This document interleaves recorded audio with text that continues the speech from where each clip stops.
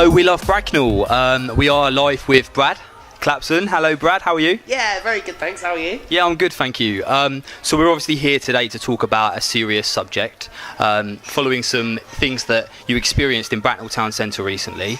Yeah. But before we delve into that, I'm sure we both like to just say thank you to this place, Coffee Barker, for having us, letting us film today. Coffee Barker. Absolutely. I'm currently drinking a virgin raspberry mojito and I feel so fancy. And I'm on a Bailey's milkshake. I'm proud. Hard stuff. We'd also like to thank the Lexicon as well, because from what I've heard, they've been very supportive of you and your ideas. And also Thames Valley Police. They have been like PC Carla May. She's been a dream. Great, cool. But before, sorry, taking in breath. Yeah. I just want to say, yes, it is a serious subject, but I don't want it to be, it's not about me. Like, I'm just going to tell my side of the story, and I'm the luckiest person in the world, because I've never had anything in 28 years. Yeah. And then I had something over 3 days, and instead of just going, well, you know, that's how it goes, I'm a doer, not a talker, so I wanted to do something about it. So thank you so much for this, because this is the start of everything. And you're speaking up for people, like you say. Yeah. So after great. I had whatever happened to me, I sort of went, that's so unusual. And then I went and spoke to other LGBT and everyone actually in and around the town and Bracknell and surrounding areas, and I thought, you know, God, guys, this happened to me, and actually what happened to me was horrible, like, don't get me wrong, was horrible, but it also was this big. Yeah. So okay, before we delve into it, can I just say, for the 3 or 4 people that don't know who you are, Brad Clapson, could you just introduce yourself for us? Yeah. Hello, I'm Brad Clapson. I am Bracknell born and bred. I do a lot of the social media for the Lexicon, as well as I work at Southfield Park and I do their panto. So you may not recognise this, but if I was wearing makeup and a dress, like, you probably would know me there. But I also work in lots of schools in Bracknell. Just basically, I get around Bracknell, which sounds hilarious, but it's very respectable. What happened on the weekend of on and around the 31st of March?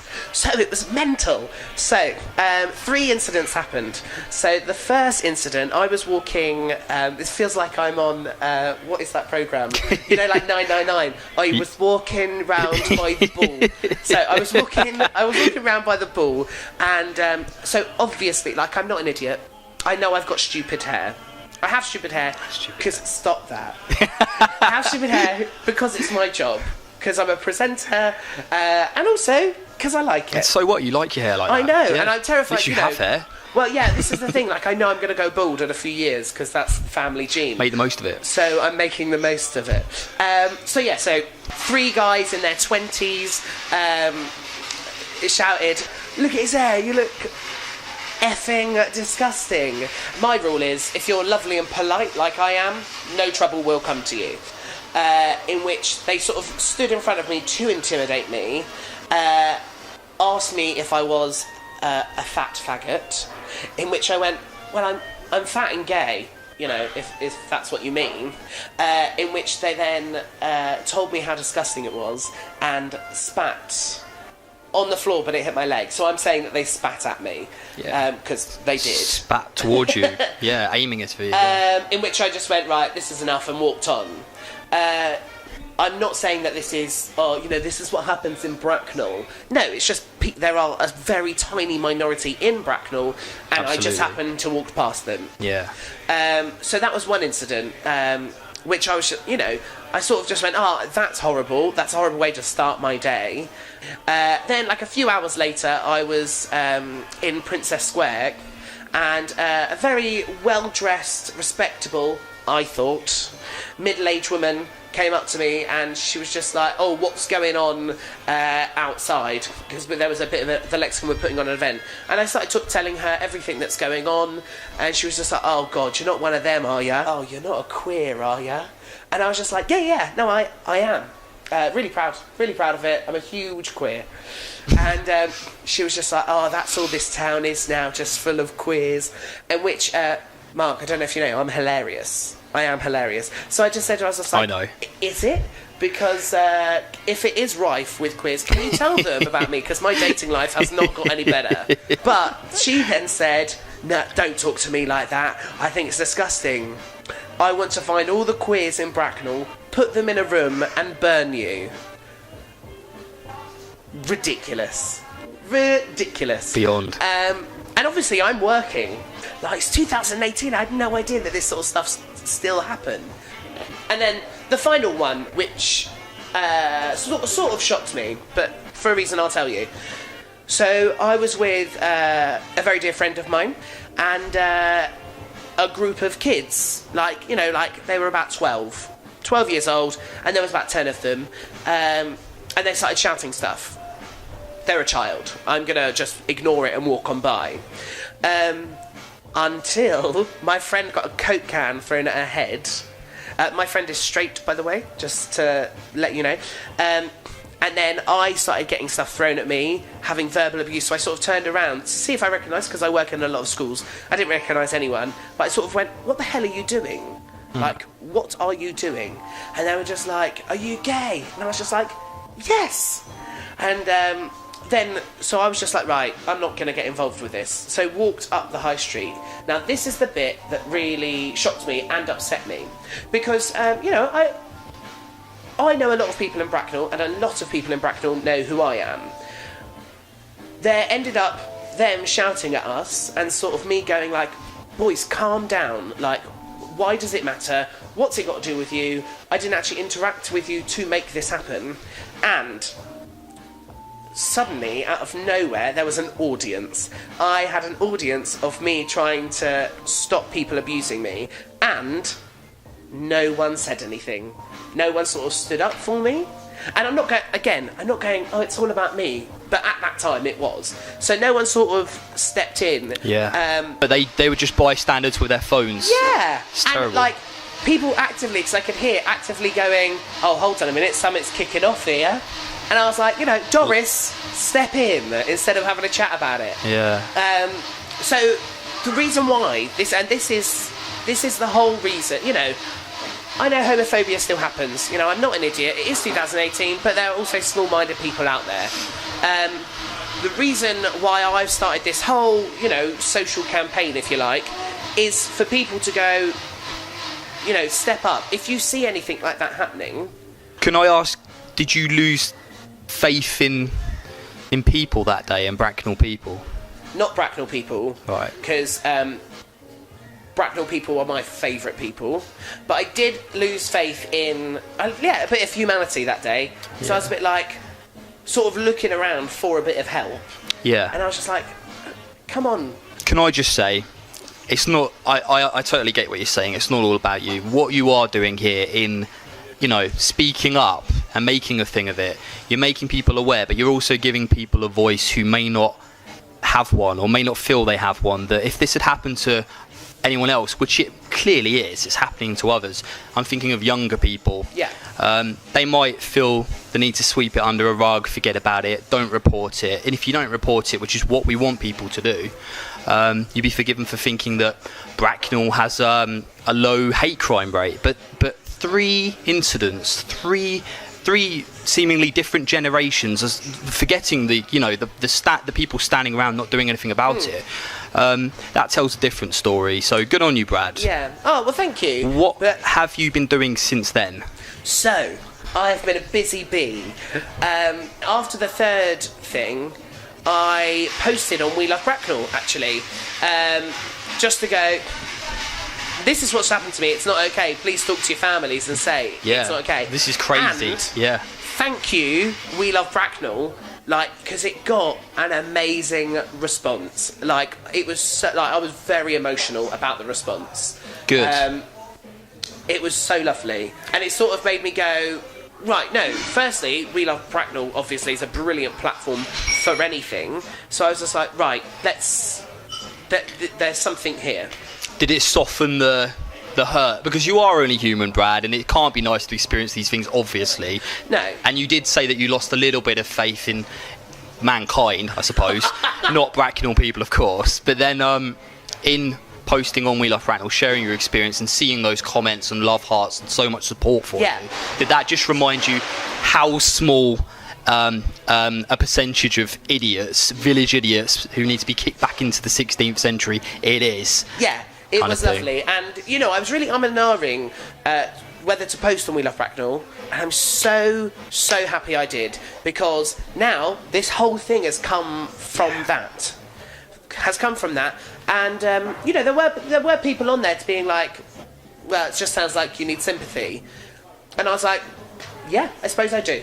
And that's allowed. Because, like, Mark, imagine if I was a teenage boy that was struggling coming out of the closet. Yeah. Or I was, you know, a 46-year-old married man who was gay, married to a woman, really struggling with it, and, you know, don't have very thick skin. Or any identity issue. Yes, you know, of course. Transgender, doesn't matter. Yeah. Whoever you are, whoever you love. I'm very lucky that I've been brought up with the thickest skin in the world, and, you know, I'm very confident to have a chat and to sort stuff out. Like I said, I posted on We Love Bracknell. Then that got a response from the Bracknell News. They got in contact. And they sort of said, you know, can we release your story? And at the time, I wasn't ashamed, but I was like, you can, but don't use my name. Don't, because I just didn't want to. I just wanted to be like, look, that's it. I've posted on We Love Bracknell. That's it. I'm just going to get on with my life, and I'm not going to turn it into a thing. There was a few things in there that I didn't say, and I do disagree with. But hey, that's media. Yeah. And it got me, you know, at the end of the day, it got the correct response that I needed and wanted. Yeah. So then Thames Valley Police, because hilariously, obviously, it was like an anonymous person, and everyone knew it was me because I posted on We Love Bracknell. Yeah. The police, everybody, because they're all on We Love Bracknell anyway. Yeah. So then Thames Valley Police got in contact with me, as well as the Lexicon.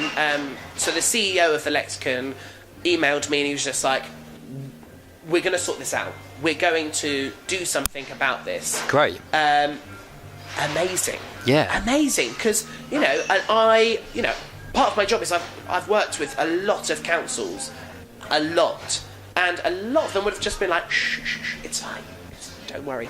But no, Lexicon were like, no, we need to do something about this. So then the Lexicon organised, and Thames Valley Police, we all had a meeting together, and we are starting a social awareness campaign, which is on May the 17th. And it was actually Thames Valley Police that suggested the 17th of May, because the 17th of May is the International Day Against Homophobia, Transphobia and Biphobia. Right. So they sort of went, right, this is perfect. It's soon, but strike while the iron's hot. Yeah. So on the 17th of May in the Lexicon, just outside Bill's, we're going to have a stand, me and Thames Valley Police. I won't be in uniform, gutted. But yeah, so we're going to have different ways to how you can report anything. And you haven't got to be of the LGBT community to report anything. If you see anything, if you hear anything, report it. And that's what it's all about, isn't it? And I remember you were saying that you actually reported what happened to you yourself to see how it all plays works. out, and how effective that system is. So on May the 17th, I'm going to be there with all the police, all the kit and caboodle, and I'm going to be there myself with a little clipboard to be like, you know, what can I do myself? Because of I run an events company and I want the voice to be heard. So if there is, like, yes, we want LGBT events happening, or just knowledgeable events happening, right, all sorted, that's done, I can do that. And then the police are going to be there to be like, you know, this is how you can report, this is what you can do. Also, some of the security team from the Lexicon, and Mark, I don't know if you've seen the Lexicon security team, but some of them are quite handsome. They're my favourites. No, they're just lovely. But it's all about what you can do to report it, or what you can do to fight against it, or just actual knowledge. That is what we are there for on May the 17th, and that's just the start. It's not a case of, you know, oh, we're just going to do it and that's it. And that's it, yeah. No. This is gonna carry on, because it is an issue in this area. Which is hilarious, because I'm a massive advocate for being like, I've lived in Bracknell my whole life, nothing's happened, it's a brilliant area, it's lovely. Then this stupid stuff happened to me, and so then I went and spoke to other LGBT in Bracknell, and honestly, the stories that I've heard are disgusting. like horrible, vile, disgusting. Unreported. All unreported. Right, I'm going to tell you the most gross story, and if you have a weak stomach, like, turn the mute on. There was a trans girl in a pub nearby. A group of lads spat in her drink and forced her to drink it. This pub had security. They did nothing. She then walked home and she got pushed in front of a car. Luckily, the car stopped and she was fine. And like, no, but imagine if that's you. Like, I have a thick skin, but it's not that thick. Is this young lady okay now? She's absolutely fine. Good. She's absolutely fine. Glad to hear. Have you gently encouraged her to report this, or does she feel it's been too long? No, I haven't gently done it at all. No, I've told her, like, I've done it with her. Like, because, of course, it doesn't matter if it happened yesterday or it happened 3 years ago. Not at all. Report it. Yeah, absolutely report it. But I'm not doing this whole thing just to be like, oh, let's everyone report it. Reporting it is very, very important. But it's not just about the reporting. It is just the social aspect of it takes a village. If one person came to my rescue that day and went, are you okay? You don't need to get involved. Just that, are you okay? To sort of pull me away from that situation. Just so I knew that I had someone else there that realised that I needed help. Yeah. Would have meant the world. Obviously, you feel attitudes need to change. How do you feel we can change attitudes from an early age? I mean, I'm only talking for myself. I was in primary school in the late 80s, early 90s, but terms like Gaylord were just accepted. They were just normal. And I know kids now where that's still the case, if not more rife, that kind of thing. Yes. Sometimes those words aren't literally attached to the meaning of homosexual, but it's repeating that message all the time. Gaylord, don't be gay, you know? Is there a worse message you can give any child, particularly one that... If anyone calls me a Gaylord, I get excited because it means I'm Lord of the Gays. I feel like I should have a crown. But I hear what you're saying. Yeah, you know what I mean. And negative. I just think it's not a taboo. Like, don't make it a taboo subject. Okay. Don't, when, like, I don't have children. But when I hear, like, oh, Brad's coming over, and it's a bit like, just Brad doesn't need the raised eyelid, and the stereotypical thing is man loves a woman. That is what we're born to be, and I'm not trying to change that either. But just to be like, oh no, Brad doesn't like girls, he likes boys. That sort of conversation. It'd just be like, oh no, he doesn't like women, he likes men. Just say it out loud. Yeah, because it's what it is. I'm not being naughty.